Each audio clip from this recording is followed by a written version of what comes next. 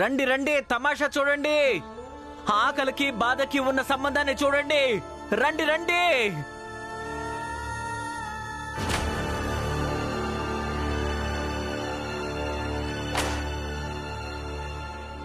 మావయ్య, ఆయనకి నచ్చ చెప్పండి. ఆయన ఇక్కడ ఉండడం మంచిది కాదు.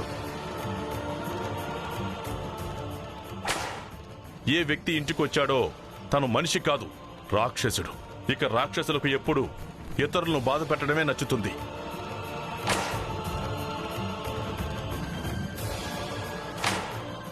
కానీ నాకు భీమ్ మీద మరీ ప్రేమేం లేదు. తన కోసం తనతో పాటు చావడానికి కూడా సిద్ధపడ్డానికి. ఇక్కడి నుంచి వెళ్ళిపో బాబు. ఈ ఇంటిని వదిలేసి, ఈ వీధిని వదిలేసి వెళ్ళిపో.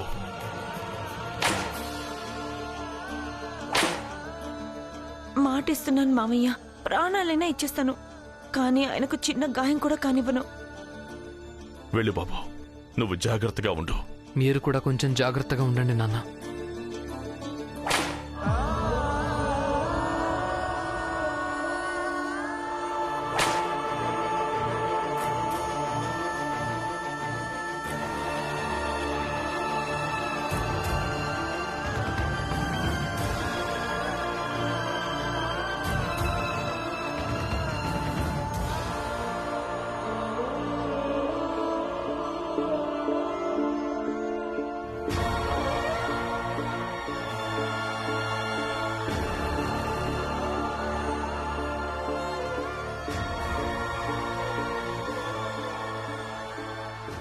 అసలు నువ్వు నొప్పిని భరించలేనప్పుడు ఈ తమాషా చేయడం ఎందుకు?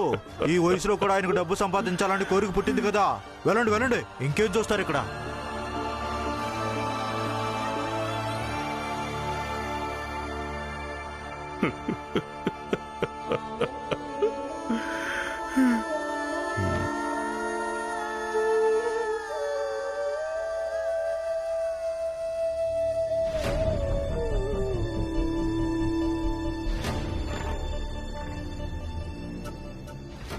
ఎలా అనిపిస్తుందంటే ఇంట్లో ఎవరో చనిపోయినట్టుగా.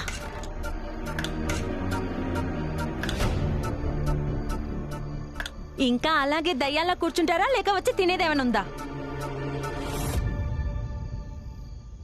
అమ్మా మీకు, అలాగే లక్ష్మి నీకు కేవలం తిండి గురించే పట్టింపు ఉంది కదా? అవును ఉంది. కేవలం మా తిండి గురించి పట్టలేదు, అందరి తిండి గురించి పట్టింపుంది. జీజాబాయ్, ఈ రోజు ఎవరు ఎలా ఉన్నారో వాళ్లను అలాగే వదిలే. ఏం వదిలేయాలి? రమ తన భర్తను తన క్షేమం కోసం తీసుకెళ్తుంటే అది ఒప్పు. ఇక మేమిద్దరం మా మొగుళ్లకు తిండి పెట్టినా కూడా అది తప్పు. మీరేం చూస్తున్నారు? వెళ్ళండి, వెళ్ళి మావయ్యను భోజనానికి తీసుకురండి. ఆయన రాడు, తిండి కూడా తినడు. ఆయన పరిస్థితిని మనసులో ఎవరం కూడా ఊహించుకోలేము. మీరన్నది నిజమే. ఆయన పరిస్థితి కేవలం తన చెల్లెలే ఊహించగలదు. అది మాకు సాధ్యం కాదు కదా. నేనే వెళ్ళి చూస్తాను. ఎలా రాడో నేను చూస్తాను. అమ్మా మీరు వదిలేయండి. మీరు భోజనం నాకు ఇచ్చేయండి, నాన్నకు నేనే తినిపిస్తాను. చూడమ్మా, ఈసారి మీరు ఏవీ మాట్లాడకండి.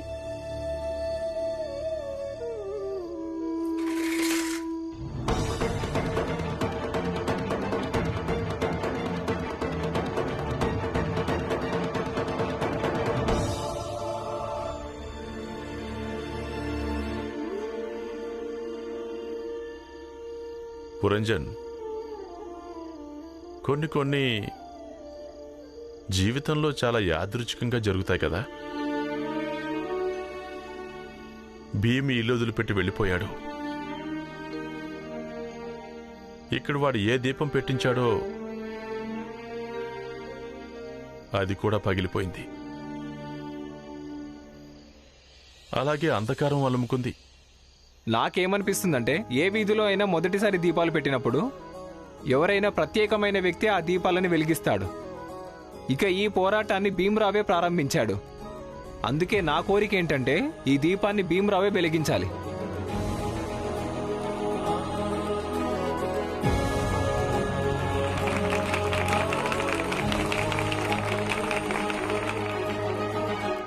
అవును రామ్జీ, కొన్ని యాదృచ్ఛికంగానే జరిగిపోతాయి. ఇక మన భీమ్ అంటావా? మన భీమ్ ఒక వెలుగు పుంజం. ఆ వెలుగు పుంజం కేవలం అదృష్టవంతుల ఇళ్లలోనే ఉంటుంది. కావాలంటే ఎంత చెమ్మ చీకటైనా ఉండని, దానికి కూడా అయి ఉంటుంది. అది తొలగిపోక తప్పదు. ఇప్పుడు చీకటి తొలగుతుంది, వెలుగొస్తుంది. అలాగే మెలమెలా మెరుస్తూ సూర్యుడు ఉదయిస్తాడు. తనిక్కడి నుంచే కాదు, ఎక్కడి నుంచి వెళ్ళిపోయినా కూడా అక్కడ చెమ్మ చీకటి అలుముకుంటుంది. నేనెంత దురదృష్టవంతుడో కదా పురంజన్. ఒక విఫలమైన తండ్రిని, చేతికొచ్చిన నా 2 కొడుకులు నా కళ్ళెదురుగానే ఇల్లు వదిలేసి వెళ్ళిపోయారు. కానీ మీ 3వ కొడుకైనా మీ దగ్గరున్నాడు కదా నాన్న.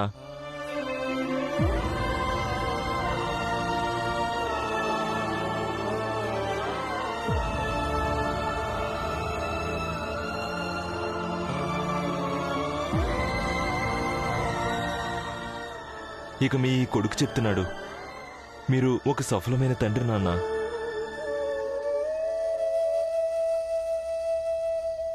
ఇదిగోండి, భోజనం చేయండి. బాబాయ్, తీసుకోండి నాన్న.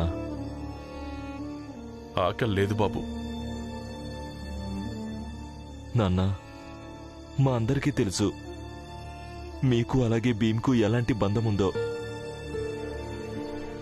అవును నాన్న, ఒకవేళ మీరు తినకుండా ఉంటే భీమ్ ఎక్కడున్నా సరే వాడు ఒక్క ముద్దైనా తినగలడని మీకు అనిపిస్తుందా? అందుకే నాన్న, తినండి. భీమ్ కోసమైనా తినండి.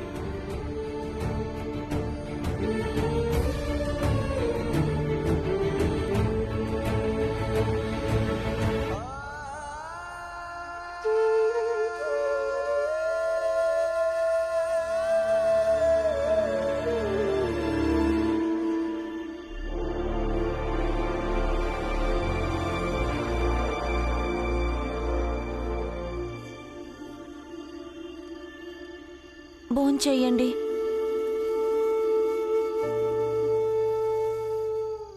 తర్వాత తింటాను. తినండి, లేదంటే అక్కడ మామయ్య కూడా తినరు. మీకు అలాగే మామయ్యకు మధ్య నేను మంచి బంధాన్ని చూశాను. ఒకరు పస్తులుంటే ఇంకొకరు కూడా పస్తులుంటారు.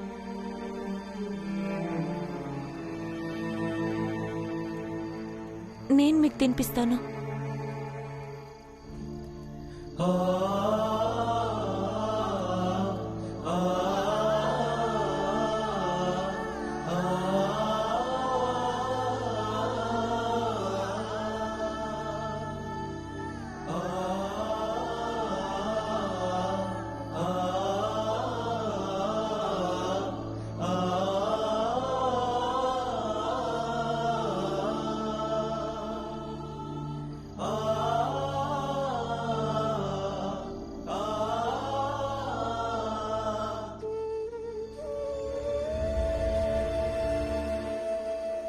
భీమ్ మళ్ళీ ఈ ఇంటికి ఎప్పుడు తిరిగొస్తాడో ఏమో తెలీదు. వస్తాడో లేక రాడో.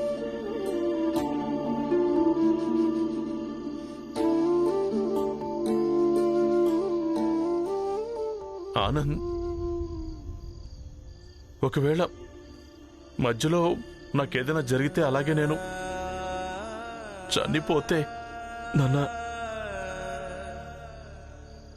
లేదా నీకు భీమ్ ఎక్కడైనా కనిపిస్తే వాడికి తప్పకుండా చెప్పాలి. తను ఎప్పుడైతే ఇల్లు వదిలేసి వెళ్ళిపోయాడో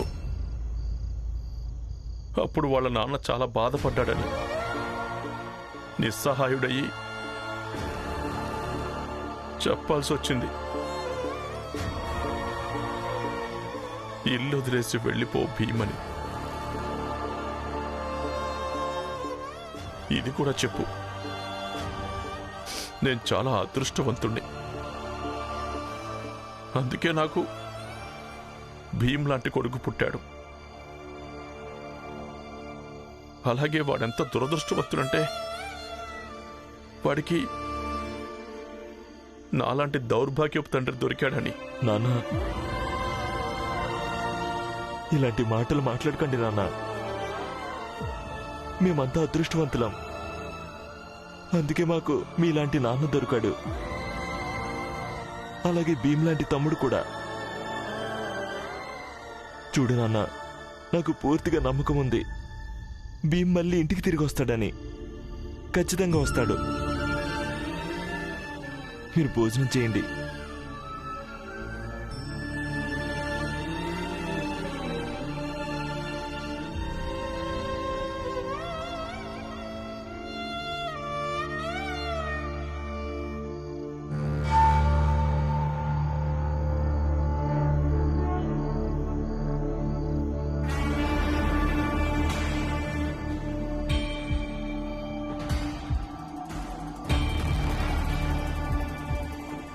ప్రచండదేవ్ గారు,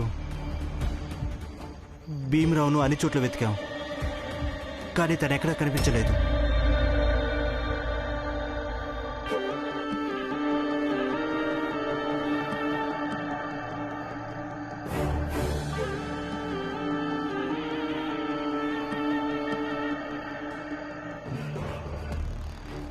బోలా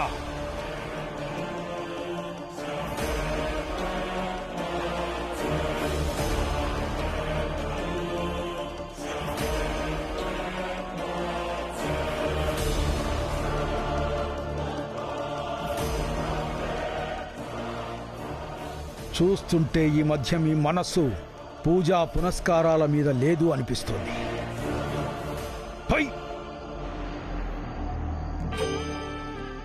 ఒకవేళ భర్త పనుల్లో ఇబ్బందులు కలుగుతున్నాయంటే దానికి పూర్తిగా అర్థమేంటో తెలుసా?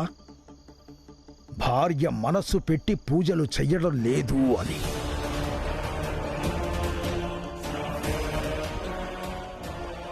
రేపటి నుంచి నువ్వు 3 రోజులు ఉపవాసం చెయ్యాలి. అలాగే. ఇక మీరు చవట వేధవలు ఒక పని చెయ్యండి.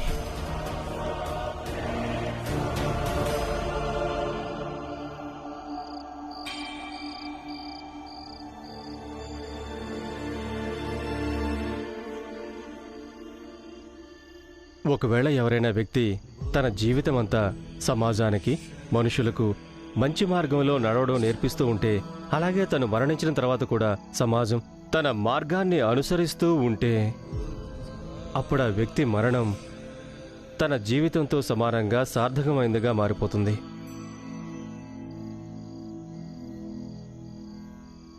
నేను అనుకున్నాను, నా జీవితాన్ని ఎంత సార్థకంగా మార్చుకోవాలంటే నా మరణం కూడా జీవితమంత సార్థకంగానే ఉండాలి అని.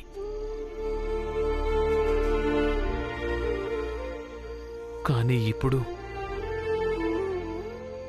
ఈ జీవితమే అర్ధరహితంగా అనిపిస్తోంది.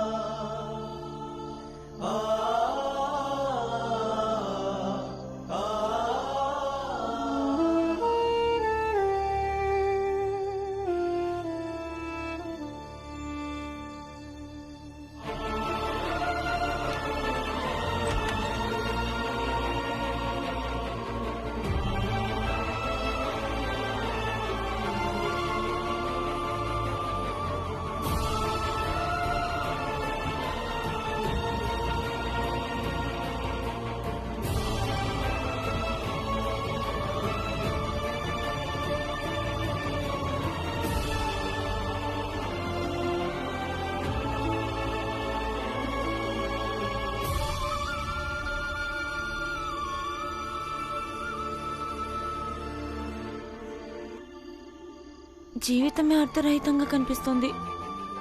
అంటే కొంపదీసి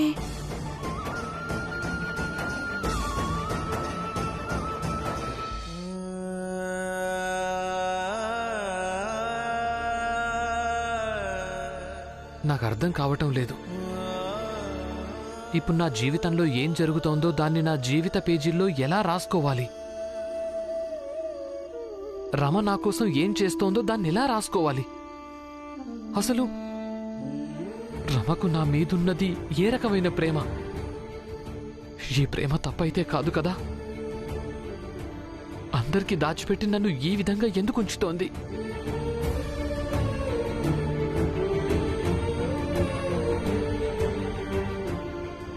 ఇంత రాత్రి వేళ ఆయన ఎక్కడికి వెళ్ళిపోయారు? ఆయన్ని నేను ఎక్కడని వెతకను. ఇప్పుడు నాకు ఊపిరి తీసుకోవడం కూడా కష్టంగా అనిపిస్తోంది. నాకు ఊపిరి ఆడడం లేదు.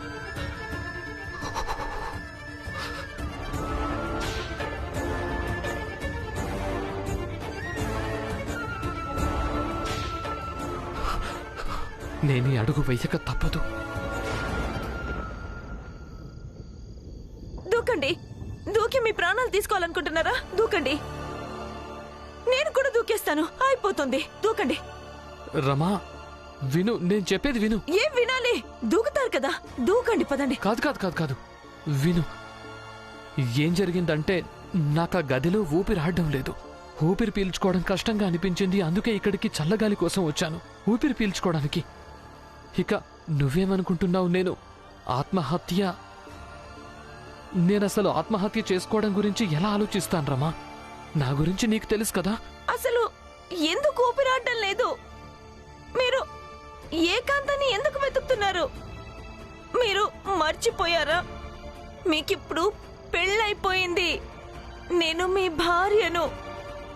నన్ను లేపాల్సింది, నాతో మాట్లాడాల్సింది. ఇలా వదిలేసి రావాల్సిన అవసరం ఏంటి? పైగా పుస్తకాల అలాంటి పదాలు రాసి అవి చదివితే ఎవరికైనా ప్రాణాలే పోతాయి. రమా, నా వల్ల తప్పు జరిగింది. నేను మరోసారి ఇలా చెయ్యను. నువ్వేడవద్దు. నేను ఏడుస్తాను. ఎంతగా ఏడవాలనిపిస్తే అంతగా ఏడుస్తాను. మీకేం అవసరం? నన్ను ఒంటరిగా వదిలేస్తే మీకు ప్రశాంతంగా ఊపిరాడుతుంది. ప్రశాంతంగా ఊపిరి తీసుకోండి. ఊపిరి తీసుకొని మనసు నిండిపోతే అప్పుడు ఇంటికి రండి, సరేనా? నేను చెప్పేది విను రమా. రమా, అరే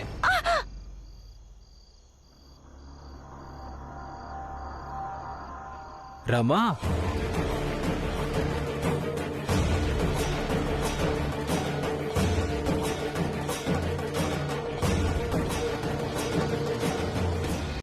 అంటే మీరిద్దరు ఇక్కడున్నారా?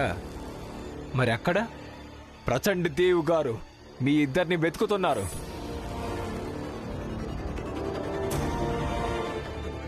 పారిపోదాం. అసలు పారిపోవడం ఎందుకు రమా? మనం ఏం తప్పు చేశామని? నేను చెప్తున్నాను కదా, పరిగెత్తండి. ఈ రోజు మీ ఇద్దరిని వదిలిపెట్టాను.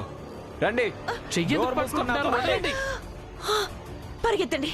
నేను చెప్తున్నాను కదా, పరిగెత్తండి. అరే అది కాదు రమా, మనం ఏం తప్పు చేశామని? ఈ రోజు మీ ఇద్దరిని వదిలిపెట్టాను. ఆగు భీమ్, వదిలిపెట్టాను. ఏయ్ ఆగండి.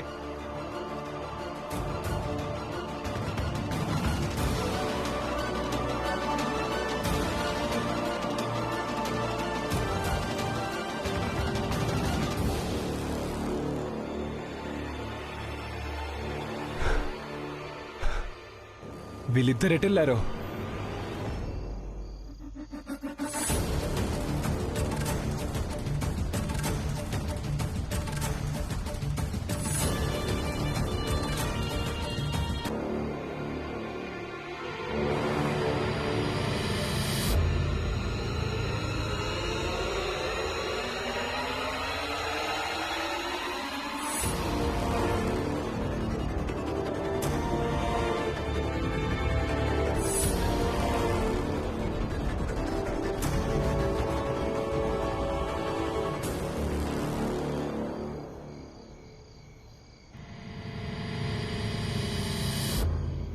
వీళ్ళిద్దరు ఎక్కడికి వెళ్ళారు?